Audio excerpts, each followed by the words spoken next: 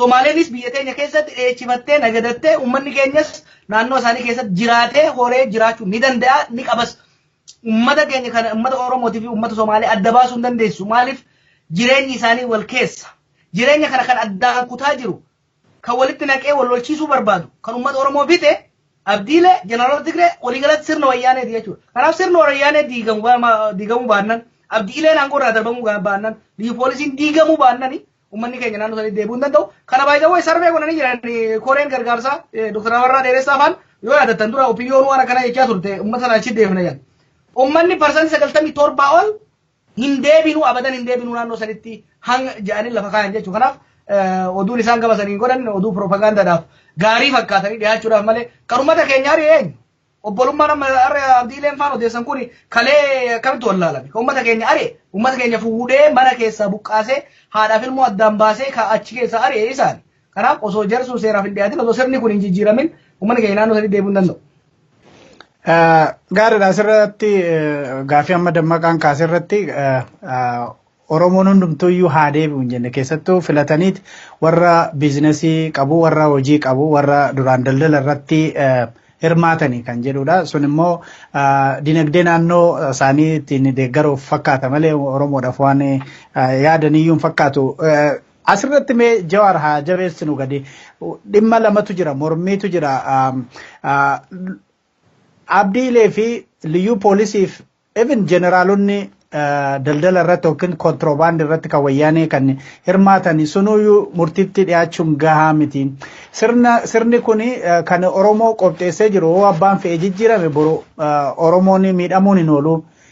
Kan sirni kun sirni federaalaa Oromoo dhiibaa jiru kun hoo jijjiirame malee rakkinni kun hin hiikamu. Kanaaf sanarratti haa hojjennu kan jedhan jiru aktivistoonni. Gama biraatiin waraanni naannoo daangaa irratti kun amma guyyaan Oromoon dhumaati jira. Yeroo warri biyya sana bulchan tokkoyyuu waraanni kun waan dhaabatu nutti hin fakkaatu iyyuu kan jedhanidha. Oromoon amma yoomatti dhumaa waraanni kun akkanatti yeroo itti fufee garamitti deema sitti fakkaata Jawaar? Kan duraatirraa kaanu waa'ee diinagdeetirraa kaafte waan bareedaa kaafte. Maaliif daldaltoonni haa deebi'u jedhan? Daldaltoonni akka hin deebine ni beekani. Tokkoffaa diinagdeen naannoo sanii baay'ee uggurri Oromoon irra kaa'e gama jibaatiin gama fuduraatiin naannoo sun akka malee Oromiyaa irratti hirkataadha. Kuni diinagdee naannoo sanii waan miidhee jiruuf uummanni natti kaa'ee sodaata. Lammaffaa garuu immoo gaafii dhiyaatu jira. Daldaltoonni hedduun qabeenya achi keessatti horatanii jiran beenyaan kafalamuu qaba kan jedhu gaafii guddaa dhimma kanarratti dhiyaate keessa jechuudha.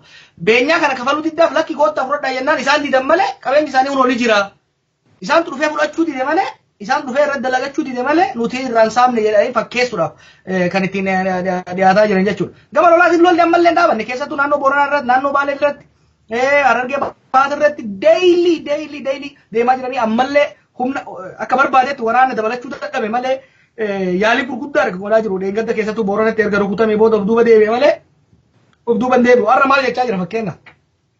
Kaambii Oromoonni buqqaanii jiran hunda dhaqnee dhiifama gaafannaadha. Hattuun kun beektaa jaratti jala oolaa beektaa gamna obse'a. Namichi kun yeroo dabree osoo nuti lallabnu cinaaksaan deeme hiddii lolaa dhaqee maali miidhagaa lolaa dhaqee dhiifama gaafattuu ture manguddootaaf damiinnan Oromoo. Oromoon garaa laafti jedhanii beektaa garaa laaffina nageenya fedhu Oromoo kan akka gowwummaatti fudhatti beektaa alagaan. Nagaa buufneedhee manni illee jarattiin opidiyoo ture illee dhamaatee efiin booda maali walii galtee eega mallatteessan booda wanni isaan godhan ture maal ture? Dhiifama gaafatee ture yoo yaadattan. Dhiifama gaafatee garuu wanni inni godhaa ture maali?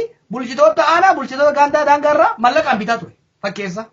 Ammallee inni kan barbaadu yeroo bitachuudhaaf malee kuni namichi sheeyxana. Kuni abaarama ummata isaaniitiifuu hin taane jechuudha. Kanaaf namicha kana amanuunis hin ta'u lolli kunis hin dhaabatu. Akkuma jeetti waan sadeen suni tokko malee hin ta'u. Biyyi poolisiin diigamuu qabdi. Ileen jeneraalonni hidhate darbamuu qabanii as a precondition. San qofa osoo hin ta'in sirnichi tarkaanfii kana yoo fudhatan sadan kan walirratti yoo fudhatan taate abbaa Tsahaayee irraa kaasee. Look ideoloojii jira. San booda plan karoora jira sanboota hojii raawwachiisu jira. Ideolojiin Oromoo fi Somaalee wal lolchiisu ideolojiin bifa naannoo proxy war lola gara biraatiin Oromoo haleelu kan madde Abbaay Tsahayyeetii fi Suyyum Masfinirraa. Bara deengaddaan Oromootti waywaataatiin ture. August bara dabree 2016 bayanii yeroo haasan ideology nama qaran jechuudha. Torbaan isaa abdiileen istaadiyeemitti nama qabee ummata walitti dirqisiisee walitti qabee Oromoo irratti olola bane.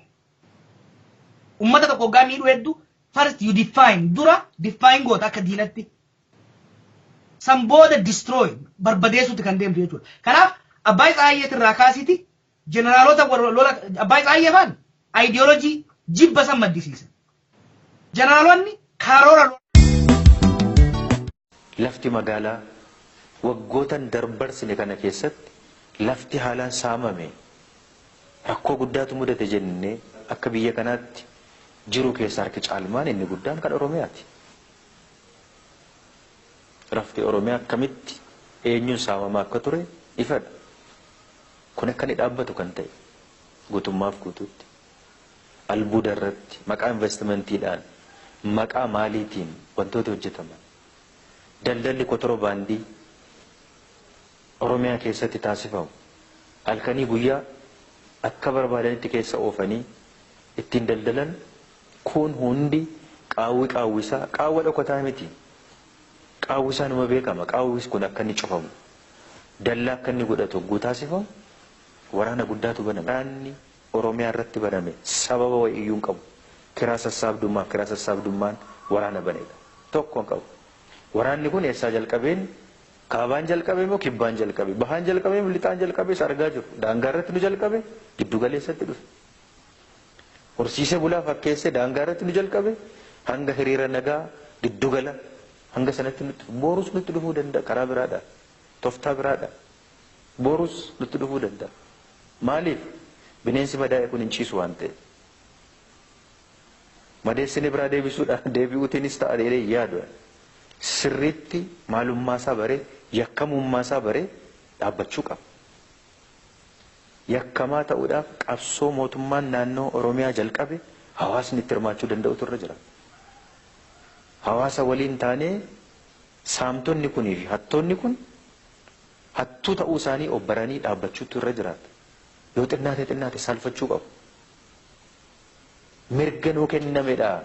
Mirga keenya akkamitti nutti buutu jedhanii shiraa fi daba adda addaadhaan karaa arganii warri nu waraanan warri nu diiguuf nu balleessuuf nagaa nu dhawwachuudhaaf halkanii guyyaa warri nutti hojjetan kun xinno sanumarraayyuu nu waraanurraa deebi'anii saalfachuu qabu. Hannaa ol wanti nama saalfachiisu hin jiru biyya kana keessatti aadaa uummata kanaa keessatti. Saalfachiisuudhaaf immoo mootummaan naannoo Oromiyaa mataa isaatiin qofaa isaatiin qabsoon gaggeessu gahaa miti. Uummanni itti hirmaachuu qabu. Sirna meedhichaatiin sirna guddifachaatiin orma kansaa godhatee orma miti diinayyuu kansaa godhatee saba akkasitti jiraachaa bal'achaa bal'ifachaa dhufe sabni kun seenaan saba kanaa kana. Malee warra murna xiqqaa ofirraa ari'ee waliin jiraachuu hin dandeenye miti. Ta'e jedhameeti nurratti shira kun. Har'asi waliin hin jiraadhu ani narraa deemeetu jettu boru sin bisha jettee nama si bushuu danda'an jettee akkamitti gaafachuu dandeessa? Mooraalii maaliin gaafachuu dandeessa? Kana jechuun bara baraafati warra biraa jalatti buluudhaaf warra qophaa'e. Akkas akkati taatee jiraattuudhaaf. Kun inuu galee hojjechuun nurra jira. Hojii keenya kaan hojjechuun akkuma jirutti ta'e waa'ee tokkummaa Oromoo cimsuun nurra jiraata. Murteessaadha, furtuudha. Furtuu waa hundaati jennee baasnee buufnee xiinxallee ilaallee dhimmi furtuun isa ta'uusaa waan hubanne isarratti hojjechaa dhufnee jirra. Baay'ee isarratti hojjenneerra jedheetanii yaada. Kan nuti irratti hojjennee olis immoo nuu milkaa'eera jedheetan yaada. Nuu milkaa'ee jira. Uummanni keenya baha lixaa kaabaa kibbaa wal dhagahuu wal bira dhaabbachuu wal hubachuun yeroo gabaabaa keessatti dhufe kun injifannoo guddaa dhimma murteessaa waan ta'uusaa warra kana hogganu duwwaadhaaf ta'e hundumaaf galee jira waan ta'eef dheebuun uummata keenya isa waan ta'eef etuun dhihin hin bari'u bar dukkana keessa ton darbiin hanga dukkanni sun darbutti eeggatta malee inuma bari'a. Barii kun isaan oolu seera uumamaati kun. Kunis seera uumamaati wanni nuti goonu kunis. Hattuun haa dhaabbatudha waliin qabsoofne yoo ta'e hin dhaabbata. Hin baddi hattuun kun. Nagaatu dhufa walqixxummaatu dhufa. Hiyyeessaaf sooressa jedhanii tokko achi dhiibanii tokkos dhiibuun hin dhufu. Hunduu ammoo humna isaa hojjetee itti fayyadama. Waan ta'eefuu rakkoon akka Oromiyaatti nuti keessa itti galle kun rakkoo nuti otoo hin yaadiin bakka akka nutti dhalate jennee hin yaadnu. Rakkoo akkana nuti ta'uu danda'u gaafa dura qubaan tuquu jalqabne beekna nuti. Gaafa irratti murteessu eegalle beekna. Gaafa murteessinee finne miti kan nutti mul'ate. Hin finne ammas hin hojjenne gana. Hin hojjenne. Oromiyaa duwwaadhaaf miti kun. Biyyattiifuu kan fayyadu kanadha. Biyyi kun nagaan itti fufuudhaaf biyya kana keessatti walqixxummaa kan balleessu hattummaa akkasiiti. Loogummaa akkasiiti. Kanaaf hanga loogummaan, hanga hattummaan, hanga haqa dabsuu fi jallisuun hin dhaabbannetti biyyi kun nagaa argachuu hin dandeessu. Nagaa argatee itti fufuu hin dandeessu. Yoo kun bade yoo kun dhaabbate immoo nagaa taatee jiraatti biyyi kun. Nuti kanaaf hojjenna malee tokko miine tokko fayyaduudhaaf miti. Nuti tokkummaa saba Oromoo yommuu jennu nu humti warri qe'ee kana keessa jirru tokkoomuu keenya duwwaa miti. Inni kaanis akka muuxannootti akka fudhatuufis ergaa dabarsaa jirra nuti. Sakki isiniifis isin barbaachisa. Nu waliinis kaan waliinis tokkummaan barbaachisaadha. Ergaa kanallee dabarsaa jirra. Addunyaa irratti warri bahanii mul'atan warra tokkummaa qaban, warra wal dhagaan, warri wal diigamanii tafan. Waan ta'eef nuuf barbaachisaadha. Biyya kanaafis barbaachisaadha. Tokkummaa saba Oromoo duwwaadhaaf itoo tokkummaa biyya kanaafis mootummaan naannoo Oromiyaa hojjetaa jira. Tokkummaa biyya kanaafis riqaa bara meeqaaf, dallaa bara meeqaaf dalla'ee ture caccabsee hamma tokko hojjechuu eegalee jira mootummaan naannoo Oromiyaa. Gara fuula duraattis kana. Nuti gajjallaatti inni kaa yoo nu eegu isa bira dabarree karaa cabsannee gararraatti akka nu argu taasisuu qaba. Kanadha kan nu baasu. Malee abbaan barbaade yeroo hunda gajjallaatti nu laaluu hin qabu. Gaditti of nu laaluu hin qabu. Nurra ol ba'ee isa bira dabarree ol baanee ofii gaditti isa laaluu danda'utu nurra. Amma opiidiyoo cimaa nu ta'a. Opiidiyoo maaloo nu ta'a. Eenyuuf ta'uu hin danda'u. Eenyu. Waan akkasii kana wal ho'isuu chaarjii wal gochuu keessa haa baanu. Sila kaasee jira. Isin duuba jirra, isin fuuldura jirra, isin dura waan akkasii kana keessa haa baanu. Wal ho'isuu keessaa baane an qabsaa'uudhaaf qophaa'een jira. Yoo ati tokkoon kee qabsaa'uudhaaf hin qophoofne tokkoon kee qabsaa'aa cimaa yoo hin taane opiidiyoo cimaan dhalachuu hin danda'u. Hin dogongoriina. Opiidiyoo cimaa Finfinnee keessatti uumamuu hin danda'u. Magaalaa Adaamaa keessatti uumamuu hin danda'u. Opiidiyoo cimaan uumamuu kan inni jalqabu ganda abaluu jedhamtu irraatii jalqabuu qaba. Opiidiyoo cimaa uumuudhaaf tokkoon miseensa dhaaba kanaa kaardii dhaaba kanaa qabu irraa jalqabuu qaba. Malee warqineen yookiin abiyyi fuuldura kana waan ta'eef isin nu jabaadhaa daraa keessan. Inni kaanu maal hojjettan? Inni sun maal hojjetu? Qabsaa'u. Eenyurraa adda ba'ee jabeenya addaa qabaachuu hin danda'u. Inni kamis haa ta'u, inni kam jabaataa cimaa kan ta'uu danda'u dhuunfaa isaadhaan jabaataa ta'uu hin danda'u waliin yoo ta'e duwwaa. Kanammoo yoo ta'u hojjennu agarree jira. Isinitti nima. Waggaa lamaan sadan kana keessa banneen dhuguma dubbachuudhaaf. Nuti har'a carraa waan nu fide har'a hoogganaa taaneedhaaf of faarsuuf miti. Nama kaleessa hoogganaa tureedhaaf yakka itti fe'uudhaaf miti. Walumaan hoogganaa turre waggaa 20 kana waan ta'eef. Gaafa dhaabbanne ciniinnanne qabsaa'uu jalqabnu iddoo diigamnetti deebinee dhaaba of gooti. Diigamne irra bara waggaa lamaan irraa jirra nuti. Namoonni as keessa jirtan bulchaa taatanii jirtan mana waamantaan kan dhuftan baay'ee jirtu bara. Mana isaatii waamame adaraa koottuu jedhamee kan waamame. Fiikshinii miti kun. Waan nu keessatti ta'e fagoos miti waggaa darbe kana keessa. Akka mootummaatti maal qabna? Nama of keessatti horannee ijaaraa dhufne waan hin qabneef namoonni as jiran baay'een isaanii yuunivarsiitii irraa waamne kottuutu biiroo kana hoggana daraate. Biiroon beekne. Biiroon beekne maqaa isaa yoo dhaga'een beekne hogganaa jira tokko tokko dhufee. Kana asii akka midhaan kadhattu walitti guurreeti garuu dhaaba keenyatti immoo lubbuu horuu dandeenya. Har'a akkasitti teenya haasofna turre dhiisaa kan bira. Hoteela keenya dhaqnee hirriba keenya rabnee dhufnee guyyaa 3-4 galma abbaa gadaa keessa teenye akkas ture environmentiin waggaa 2 irraa keessa dabarsine nuti. Har'a kaabinee tasgabbaa'ee dadhabaas du'aas maalos hanqina isaa qabaatu naannoo irraa kaasee gaditti sadarkaa kanatti turre. Maaltu fide kana? Ummanni kaleessa dhagaadhaan nu bira darbachuu bira darbee ijaan nu laaluudhaaf akka diinaatti nu ilaalaa ture har'a taa'ee galagalee nu waliin haa yogguu haasa'u OPDO dhaaba kana mootummaa Oromiyaa inni jedhu kun qorichaan finne kana maaltu fide kana qabsootu fide. Gaafa dhaabbannee nama tokko nama lama isinitti hin fakkaati. Namni akkasitti of ilaalu yoo jiraate gowwaa of gowwoomsuu qaba. Tokkoon qabsaan dhaaba kana dhaabbatee rakkina sana keessatti ejjechuu gaafa jalqabu xinnoo hojjechuu gaafa jalqabu haala kana jijjiiruu jalqaba. Haala kana geeddaruu jalqaba. Dhaaba keenya miti deebisnee lubbuu kan itti horre. Mootummaa keenya duwwaa miti lubbuu kan itti horre. Rakkoo kana keessa dhaabannee hojiin nuti bar'een gaddaa hojjetaa ture lakkaa. Hojii misoomaa piroojeektota irratti. Dargaggeessa miliyoona 1.2 seenaa keenya keessatti yoom hojii qabsiisnee beekne waggaa 20 kana keessatti.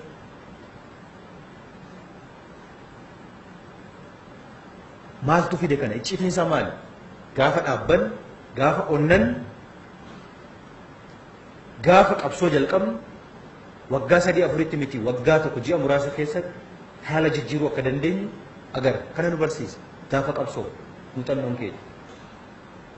Har'a raacatii uummachuu jalqabne. Waa lafa kaawwachuu jalqabne. Waa seef godhuu jalqabne.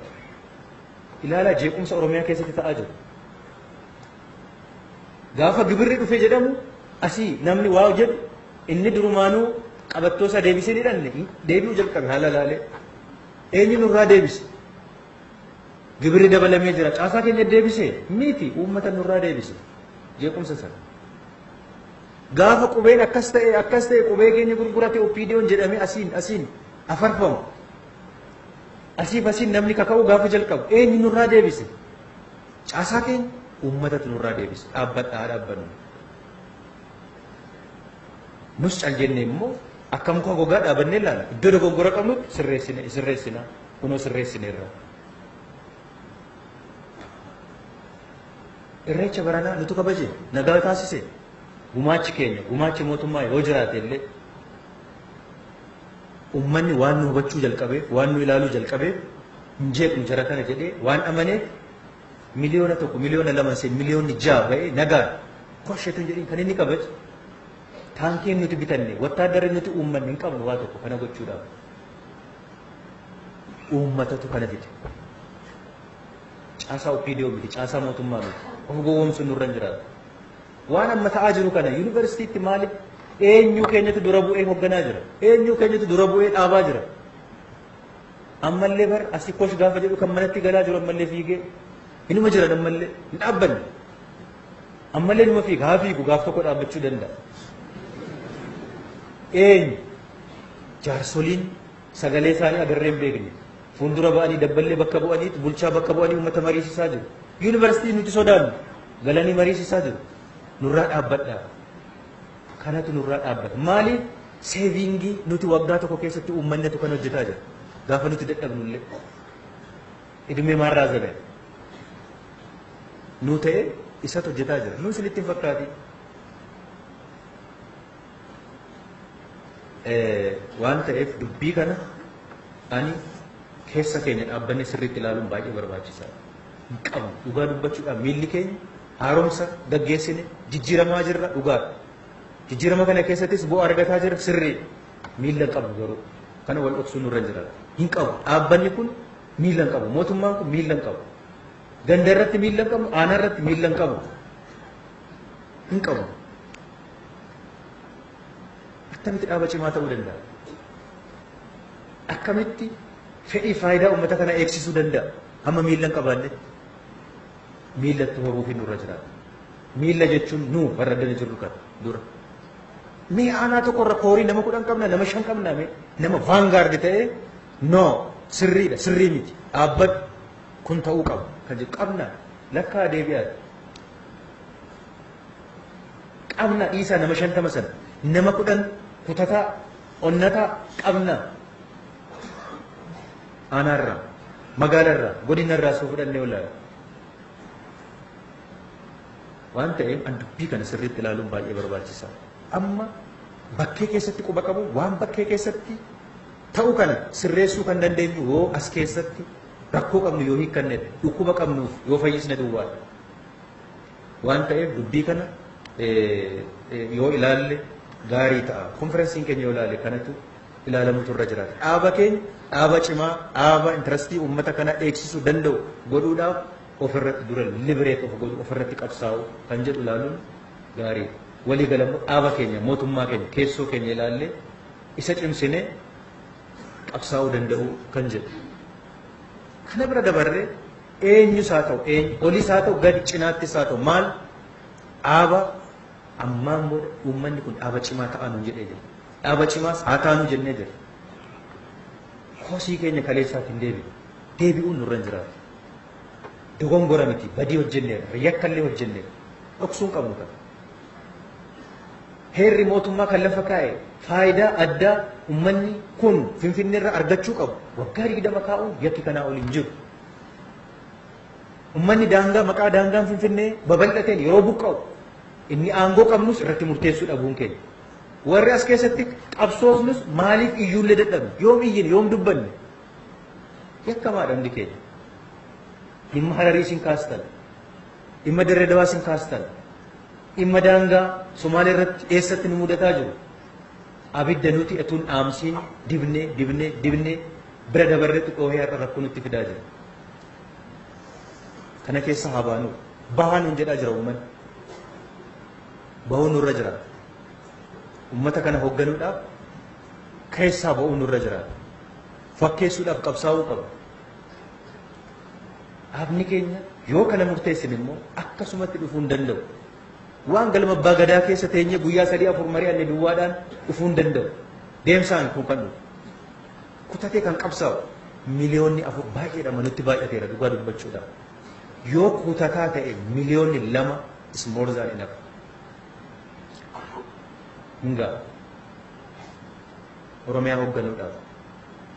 Kanaaf eessattuu haa ta'u eessatti sadarkaa nurraa eegamu hundi keenya iyyuu nurraa eegamutti qabsaa'uun barbaachisaadha waan ta'eef an konferensiin keenya dhimma kana miseensi keenya hoggansi keenya lapheedhaan onneedhaan fudhannee laphee keenyatti cobee fudhannee qabsaa'uudhaaf qophaa'aa danda'u nurra jiraata. Wanti dhala keessatti amma dhalataa jiru kun homaa rakkoo ta'uu hin danda'u jennee akkasitti fudhannee deemna taanaan iddoo tokkotti dhabamuun keenyas fagoo miti. Biyyi kun akka inni dhabamuu danda'u godhuun keenya fagoo miti. Waan ta'eef kana ilaaluun barbaachisaadha. Kana bira dabarree wanti nuti irratti xiyyeeffachuu qaba. Murtii keenya dookumentiin qophaa'ee miseensi irratti mari'achuun barbaachisaadha. Economic revolution. Revolution jennee qabanne kun cimsineet hojjenna. Nuti ajandaa namni nuu kenne miti. Ajandaa eenyurraayyuu kooppii goone miti. Haala qabatamaa ummata keenyarraa naannoo keenyarraa kaanee dizaayin kan godhannedha hin hojjennu. Waa'ee revolution maaliif? GTV tokkoffaa lammaffaan hojjennus diinagdeedhaan ummata geeddaruudha. Sanarraa maaltu adda isa godhu? Diinagdeedhaan ummata geeddaruudha. Revolutionii kan ta'e garuu ummata aadaa biraa keessa ture, barmaata biraa keessa ture, ummata keenya qonna keessa jiru. Qonna waliin jiraataa ture waa biraa wajjin waliin beekne tikfatee bulaa keenya tikfatee jiraatu ture sana gara daldalaatti gara biizinasii qabeenya uummachuutti tiraansfoormaa goonu sanaaf immoo riivoluushinii nu barbaachisa. Warra abiyooteenyaa taanee maaliif abiyootii akka sodaannu naan galu naaf maaliif jibbinu maaliif sodaannu hawaasa kanamu transform godhuu kan danda'u kana deemee garuu economic empowerment waa biraan qabu revolutionichi dinagdeedhaan cimsuudha hawaasa kana sana jechuun biyya isin guddisaa jechuudha kana murtii keenya goone jabeessine irratti hojjenna kaleessa akkuma jedhame dhimma kaampaanii tokko lama sadii uumuu miti amma jalqabnettis faayidaa guddaatti argannee jira indoomentiin keenya eessa jira maal reform of godhee bu'aa buusuu jalqabanii jiru isaanis abbaa godhatee ammas qaama revolutionii kanaa ta'e akka inni itti hojjetu taasifamaa jira warri kanaan dura turanis warra ammaan booda uumaman duwwaa kana guutuu goone tokko goone ummanni kun abbaa dinagdee akka inni ta'uu danda'u taasisuun nurra jiraataadha kanammoo jabeessinee hojjenna daawwitii qabaachuun qaba maal jechuudha kun kan jedhu sanadi isaa gadi bu'ee irratti mari'achuu qaba namni laaluutu irra jiraata galuufii qaba garuu immoo irratti akka hojjennu hubatamuu qaba lammaffaa aan dhugumaan dhaaba keenya dhaaba cimaa taasisuudhaaf yoo ta'e hojii keenya hojii manaa hunda keenya goonee kan nuti fudhachuu qabnu self respect dura tokkoon keenya of kabajuu dhaaba ofii kabajuu dhaabni keenya akka inni kabajamu taasisuu barbaachisaadha self respect is very important of hin kabajnu mataa keenya wal hin kabajnu hoogganaa dhaabasaa hamatu komatu yoo taane eessa nuti lafti dhaabbii keenya eessa keessa dhaabbanne eenyuun komanne eenyuun hamanne sun immoo kabaja fidaa dhaaba keenyaaf dhuunfaa keenyaaf hin fidu abbaan warraa haadha warraa hamatuuf komatu abbaa warraa ta'uu hin danda'u abbaa warraa ta'uudhaaf haadha warraa isa komachuun qabu sirreessuutu irra jiraata malee kabaja isaa of gadi buusuudha self respect ofii qabaachuun nurra jiraata hin qabnu waan ta'eef of kabajuu qabna dhaaba keenya kabajuu qabna yoo sana taane kabajama hojii keenya ta'ee yoo irratti hojjetame gaarii lammaffaa visionary ta'uu qabna nuti amma noizii fuuldura keenyatti mul'attu asii taatu kana duwwaadhaan ilaaluun qabnu fagoo ilaaluu qabnu of jila ilaalaa miilla jala ilaalaa karaa fagoo deemuun hin danda'amu visionary ta'uu nurra jiraata fagootti ilaalaa fagootti yoo ilaallu immoo maal fayyadamna maal miidhamna eessa deemna ilaalaa deemuu danda'uu qabna yeroo baay'ee mee ilaalaa waanuma dhalatti etuu jenne amma waltajjiin keenya kun maal ta'e akka inni xumuramuu danda'u dhimmuma Somaalee fi Somaalee dhimma buqqaatu dhimma daangaa duwwaa mari'atee baatu maaliif waan akkasii ni shafan yeroo baay'ee waan ta'eef keezii keessa ba'uu qaba keezii maalee jaagoon akkaataa mataa isaatti garuu immoo fagootti ilaaluu danda'uun baay'ee barbaachisaadha.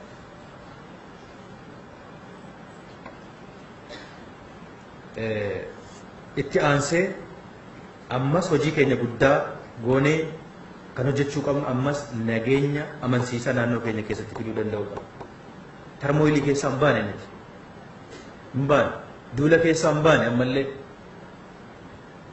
Waggaadhaa gara waggaatti otoo duullu misooma fiduu hin dandeenye. Inistiitiishinii uumuu hin dandeenye. Inistiitiishinii miila lamaan lafa dhaabbatee hojjechuu deliver godhuu danda'u uumuu hin dandeenye. Duula keessaa ba'uu qabna. Duula keessaa ba'uudhaaf nageenya amansiisaa fiduu qabna.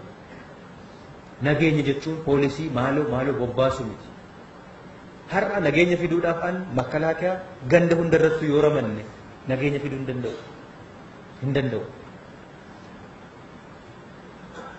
Samoona tokkoof sodaa uumuu dandeenya ta'a. Sodaachisuu dandeenya ta'a. Sustainable peace fiduu hin dandeenya. Kan fiduu danda'u misooma. Kan nageenya fiduu danda'u rakkoo bulchiinsa gaarii bakka bakkatti uummata keenya mufachiisu hiikuudha. Public grievances uummanni irratti komii qabu maal qabu isa hiikaa deemu nageenya kan fidu. Isa irratti hojjechuudha. Poolisii gaafachuu miti. Maal gaafachuu miti. Amma immoo faashin jaarsa biyyaa waammachuun torban tokko torban lamaaf nu gargaaruu danda'a.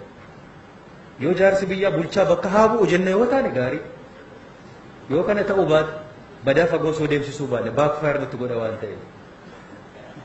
of bakka buusne nu duuba teenye bulchaa taane kaabinee taane hin danda'amu yookiin isuma bulchaa gochuu kanaaf nuti hojjechuu qaba iddoo keenya irratti properly function wannu godhuu qabna nuti waan murteessuu qabnu irratti ciniinnannee dhaabbanne jajabaannee murteessuu hojjechuu rakkoo hiikuu rakkoo keessa dhaabbanne rakkoo odeessuu ta'e rakkoo keessa dhaabbanne uummata ifa agarsiisuu please uummanni gaafa boo akka namaatti simmeetiin qabnu nama hin boonyu miti yoo boonye illee manatti gallee dhokannee haa boonyu uummata keessa dhaabbattanii hin booyina boo'icha keessaa haa baasnu uummata kanaaf hin qabsoofne nu boonye uummata kana boossisuudhaaf hin qabsoofne nuti uummanni kun etoo boo'u boo'ichi sana keessa dukkana keessa dhaabbate ifa injifannoo itti agarsiisuudhaaf kan nuti qabsoofne innis hin boo'u nutis duukaa boo'u eenyu boo'icha keessaa kan nu baasu namni boo'icha keessa nu baasu miti namni nu sossobu illee hin jiru hin boo'in jedhee namni si sossobu hin jiru rakkina odeessuu qabu rakkina yoo odeessine kuma tokko miti miliyoona tokko rakkoo nuti odeessuu dandeenyu hin jiru boonyee wal boossisuu yoo ta'e wanti nu boossisuu danda'u daqiiqaatti baay'ee jira yoo isa ta'e waa'ee liidarshiip jechuun rakkina keessa dhaabbate rakkinaaf falalaate rakkina sana keessaa hawaasa baasuu danda'u rakkina keessaa hawaasa baasuudhaaf rakkina hiikuudhaaf immoo kadhannaa duwwaan gahaa miti murteessuudha qabsaa'uudha dafuu kadhannaadha yaa Waaqayyo nagaa buusii duwwaan hin ga'u kadhannaa tokko gaafa kadhatu yaa Rabbii koo karaa kiisii koo bitaa doolaara karaa kiisii koo mirgaa yuuroo itti naannaqee hin godhu Waaqayyo gowwaa itti fakkaata akkasitti hin godhu birriillee miti kan inni kadhatu maaliif birriin gatiinsa gadi bu'aa jira waan ta'eef kanaaf kadhannaa duwwaadhaa miti we are